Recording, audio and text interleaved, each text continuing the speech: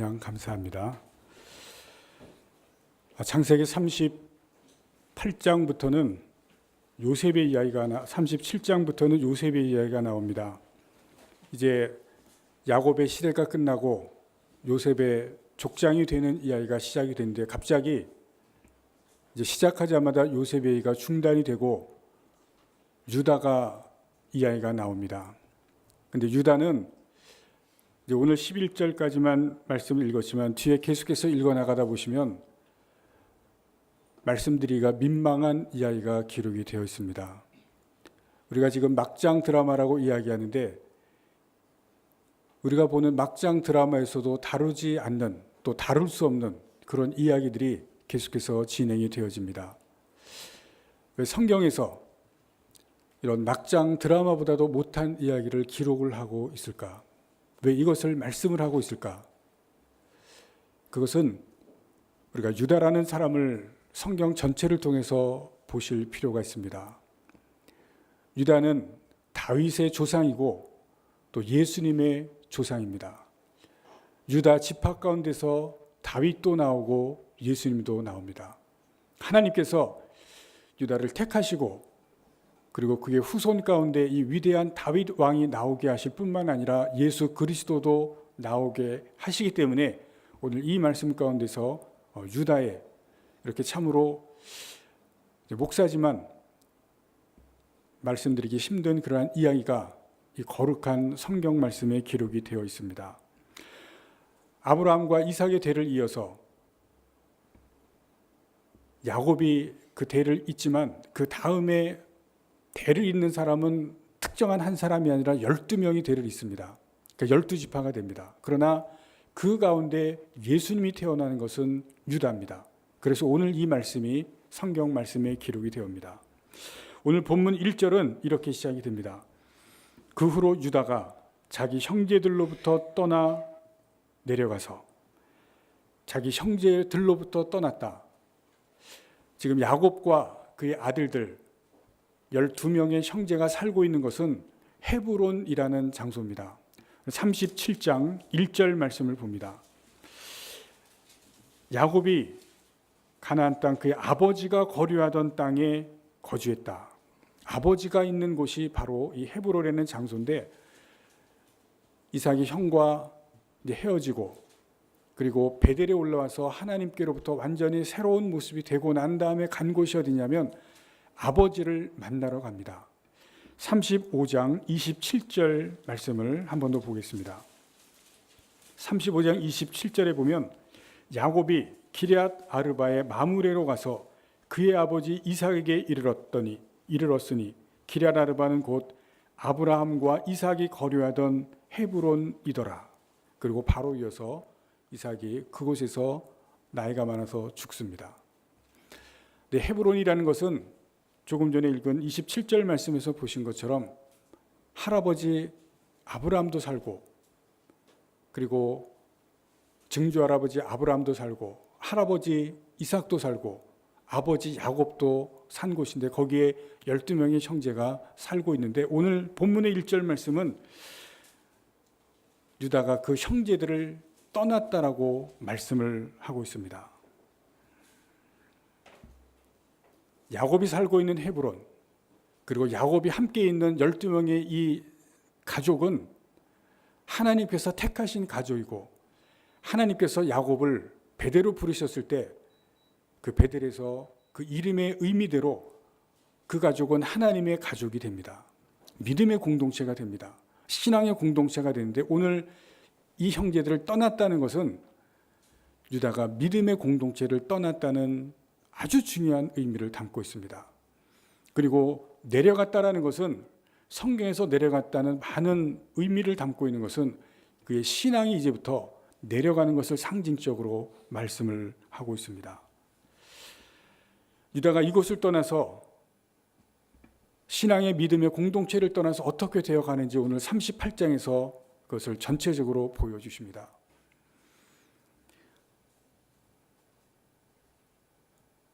그런데 야곱이 왜 형제를 떠났느냐?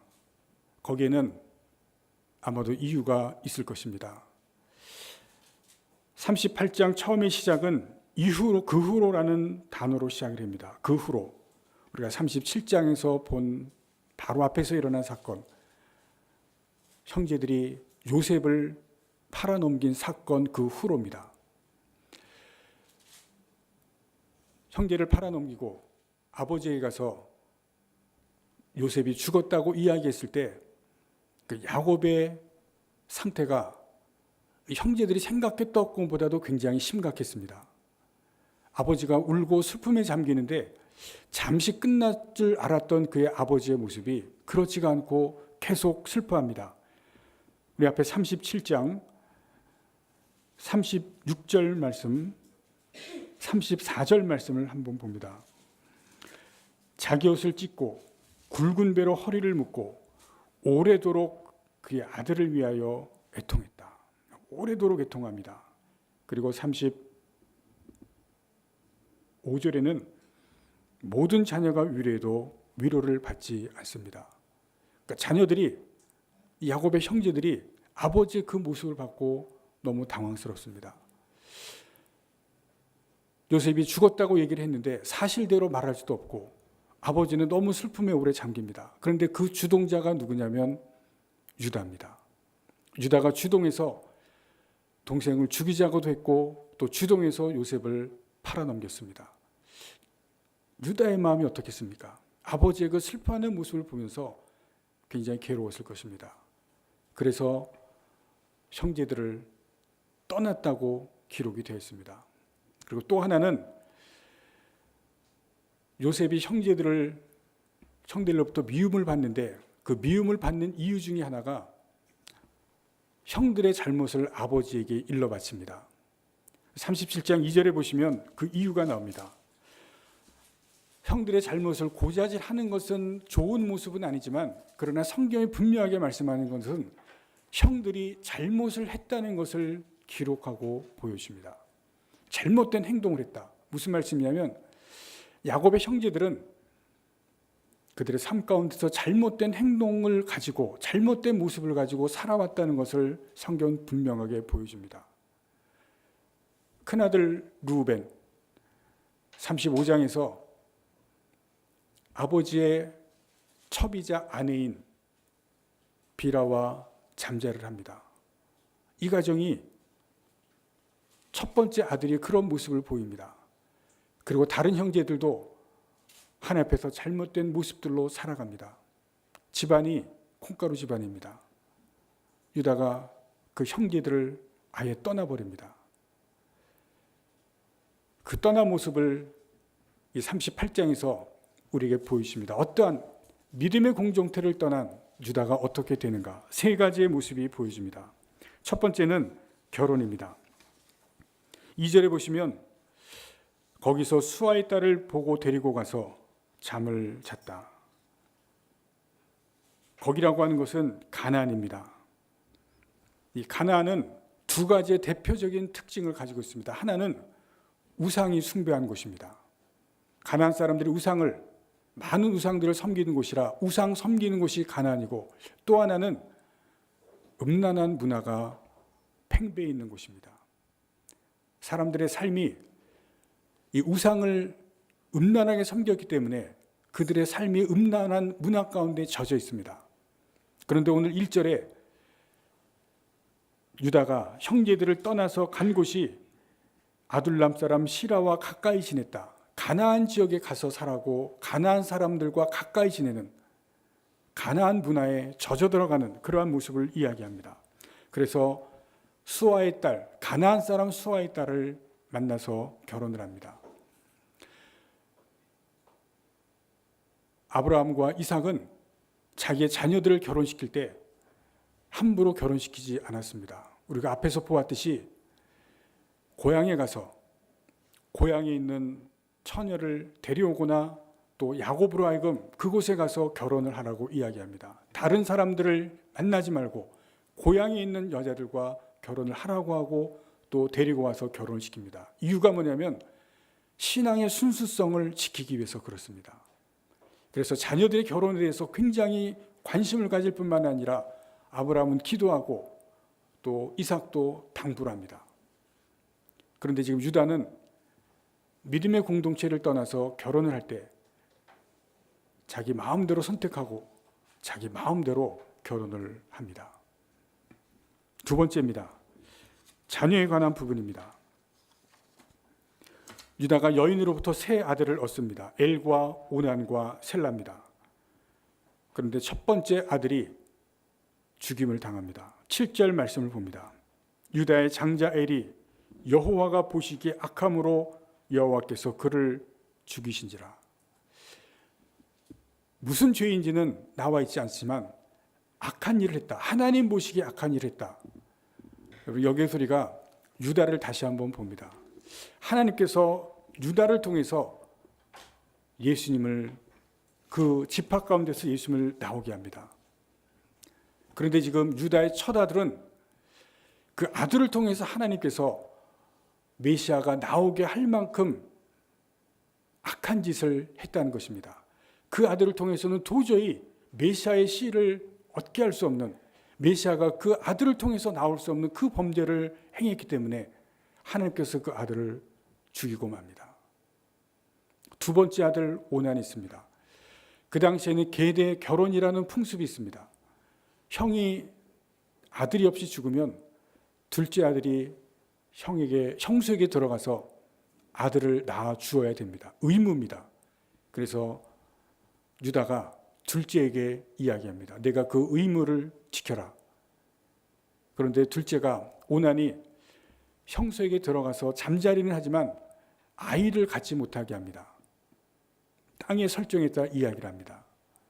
그런데 히브리어 원어를 보시면 한 번 하는 것이 아니라 계속해서 그렇게 합니다. 하나님께서 이 유다를 통해서 다윗과 또 예수 그리스도를 낫게 하시려고 계획을 세우시고 작정을 하셨는데 지금 이 아들이 그것을 행하지 않습니다. 그리고 뿐만 아니라 여기에는 형을 통해서 아들을 낳으면 유산과도 관련이 됩니다. 자기의 유산이 다 오는 것이 아니라 형의 아들에게 유산을 나눠줘야 합니다. 장자의 몫이 형에게 갑니다. 오난이 그것이 싫었습니다.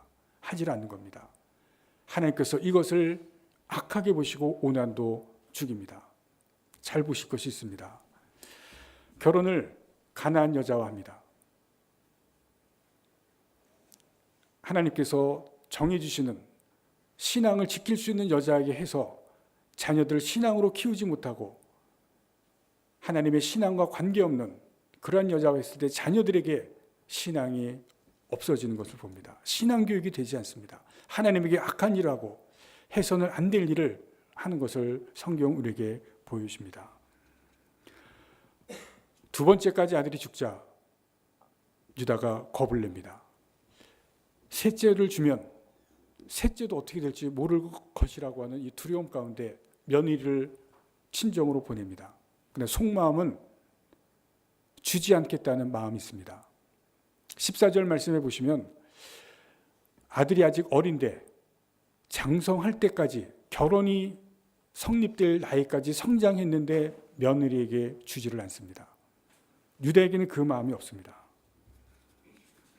자녀에 대한 잘못된 가르침, 신앙이 없는 가르침, 그것을 통해서 오늘 성경에 어떻게 되었는지를 보여줍니다. 세 번째입니다. 아내도 죽습니다. 오늘 12절 말씀을 봅니다. 아내가 죽자 얼마 후에 유다의 아내 수아의 딸이 죽은지라. 유다가 위로를 받은 후에 위로 여행을 자기가 가까이 지내는 가나안 친구와 떠납니다. 그런데 거기에서 엄청난 일이 벌어집니다. 딥나라고 하는 곳에 가는데 그 딥나에는 창녀가 없습니다. 창녀가 없는 지역에 창녀 하나가 나와 있습니다. 근데 유다가 그 창녀에게 들어가서 같이 잠을 잡니다. 그 창녀가 누구냐면 자기의 며느리 다말입니다. 다말이 변장하고 와서 그곳에서 유다를 기다리고 있었습니다. 왜 다말이 변장하고 와서 거기에서 기다렸겠습니까? 유다가 어떤 행동을 할지를 이미 예상을 했다는 것입니다.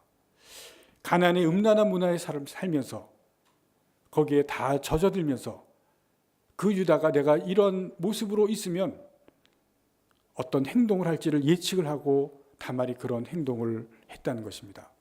그리고 그의 계획대로 다말이 그 행동을 합니다. 그런데 그 일을 할 때 대가를 주어야 되는데 어린 양을 주겠다고 하는데 지금은 어린 양이 없습니다. 그러면 나중에 내가 그것을 얻기 위해서 당신이 지금 가지고 있는 담보물을 증거로 달라.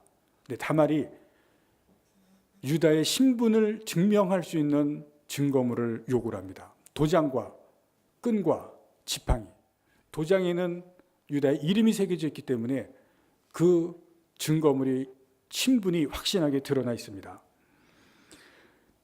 18절 말씀을 봅니다. 유다가 이르되 무슨 담보물을 내게 주랴. 그가 이르되 당신의 도장과 그 끈과 당신의 손에 있는 지팡이로 하라. 유다가 그것들을 그에게 주고 그에게로 들어갔더니 그가 유다로 말미암아 임신하였더라. 그 사이에 애가 생깁니다. 3개월 후에 이 소식이 유다에게 들려옵니다. 유다가 잘됐다 싶습니다. 아들 죽이는 겁났었는데 이 며느리를 어떻게 처치하지 못했는데 이 사건이 유다에게는 너무나 잘된 일입니다. 그래서 유다가 이렇게 처리를 합니다. 24절 말씀을 봅니다. 석 달쯤 후에 어떤 사람이 유다에게 일러 말하되 내 며느리 다말이 행음하였고 그 행음함으로 말미암아 임신하였느니라. 그 다음 말씀을 보시기 바랍니다. 유다가 이르되 그를 끌어내어 불사르라. 죽이라는 것입니다. 이때에 집안에 들어온 여자에 대한 권리는 남자에게 있습니다. 가장에게 있습니다. 죽이라, 불사르라 말합니다.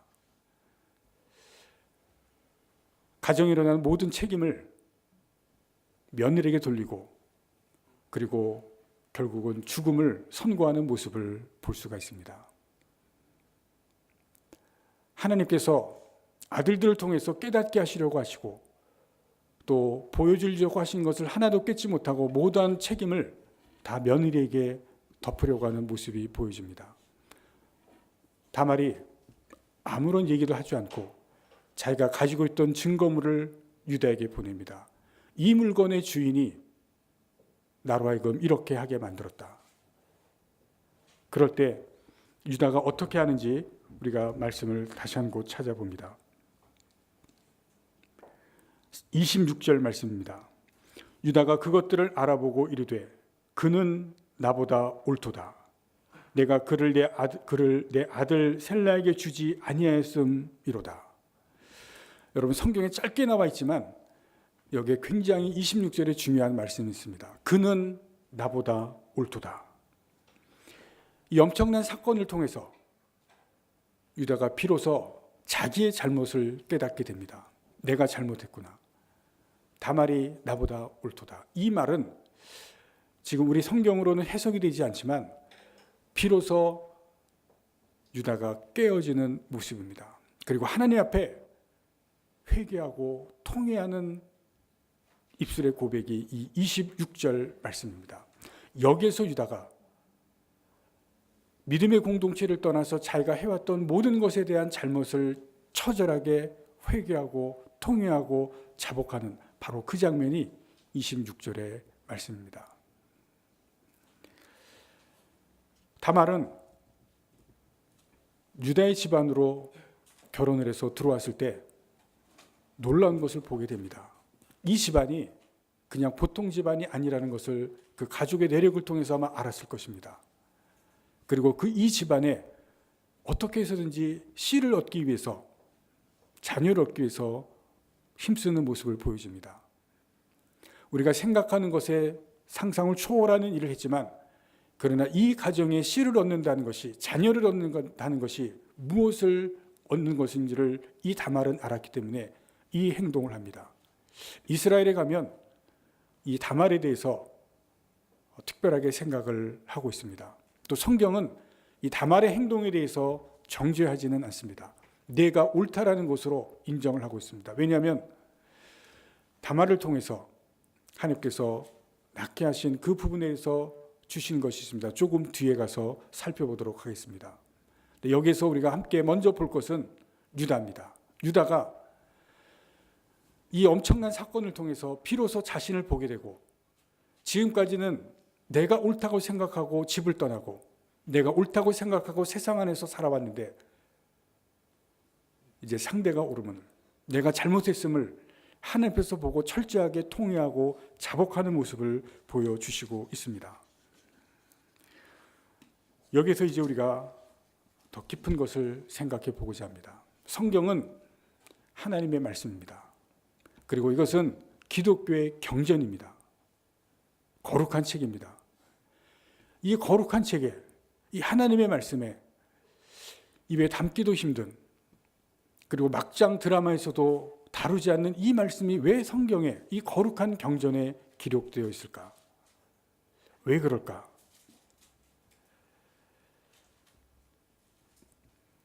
유다가 신앙을 떠나고 신앙의 공동체, 믿음의 공동체를 떠나서 세상을 향해서 나아갑니다.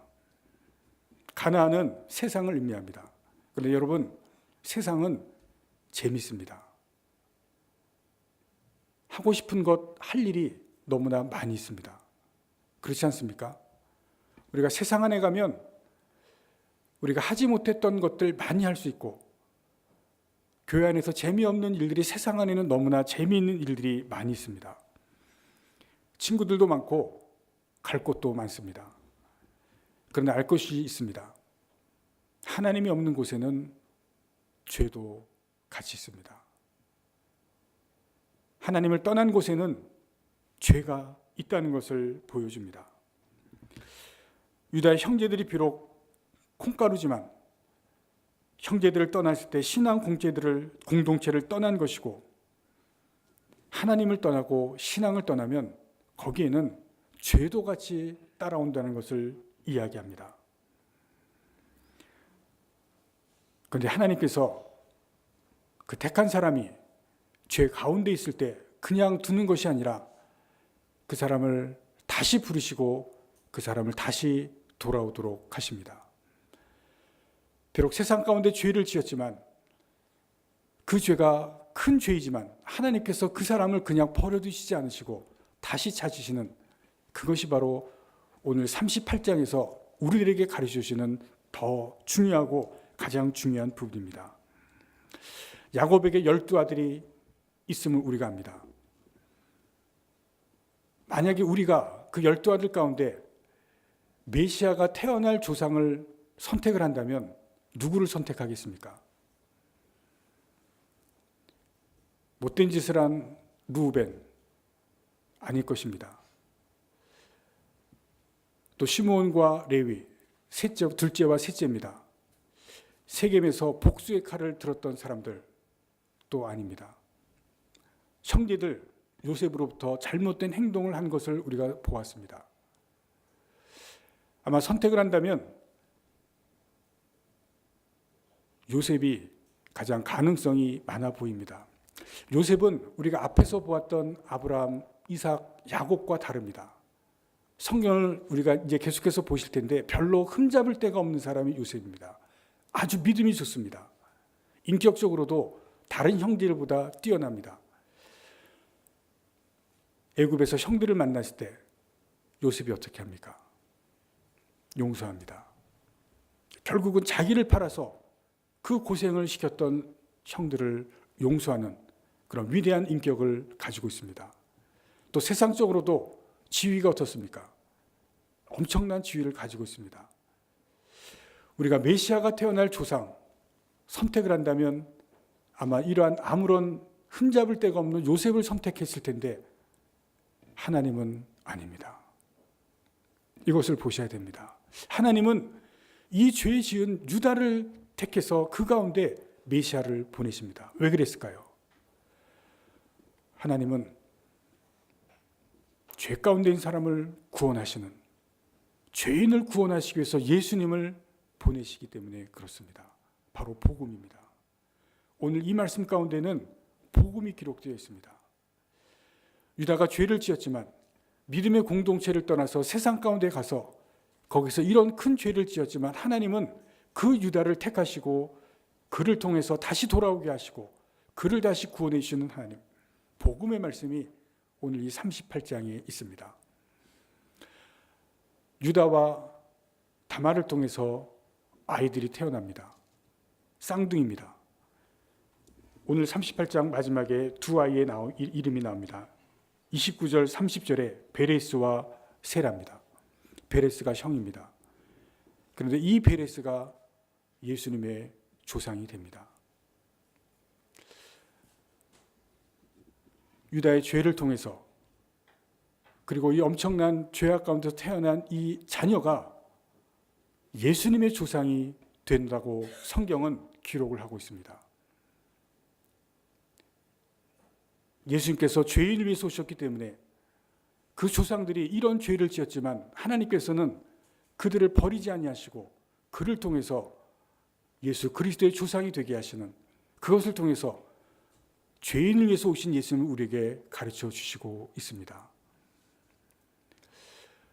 세상에서 죄를 지었지만 우리가 버림받는 것이 아니라 우리를 다시 부르시고 우리를 오게 하시고, 그리고 우리로 하여금 하나님이 하게 하시는 일을 하게 하시는 그 하나님을 말씀을 하십니다.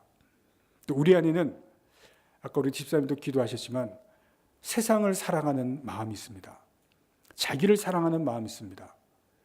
우리도 세상으로 들어가고 싶은 마음이 있습니다. 왜냐하면 세상이 재미있기 때문에 그렇습니다. 친구들도 있고 또 세상에서 가고 싶은 곳도 많기 때문에 우리들은 믿음은 가지고 있지만 또 한편으로는 세상의 유혹을 받습니다. 또 세상 안에 들어가서 넘어질 때도 있습니다. 말씀을 지키고 사는 것보다 말씀 없이 사는 것이 훨씬 더 편합니다. 그래서 세상의 유혹을 받는 것이 현실입니다. 그런데 오늘 이 말씀을 통해서 믿음의 공동체를 떠나고 세상 안에 들어가는 것은 위험하다는 것을 가르쳐 주십니다. 그 세상의 가치관에, 세상의 문화에 우리가 접어들 수밖에 없고 젖어들 수밖에 없고 그 안에서 세상을 따라갈 수밖에 없기 때문에 그렇습니다. 그래서 유다가 세상 안에 있다가 통에 자복하고 다시 믿음의 공동체, 야곱이 있는 형제들이고 돌아온 것처럼 세상에 있었던 우리들이 통에 자복하고 돌아올 것을 말씀하시고, 또 우리 안에 세상을 향해서 나아가는 그 마음을 버리고 내리라는 것을 말씀합니다. 유다의 형제들이 콩가루입니다.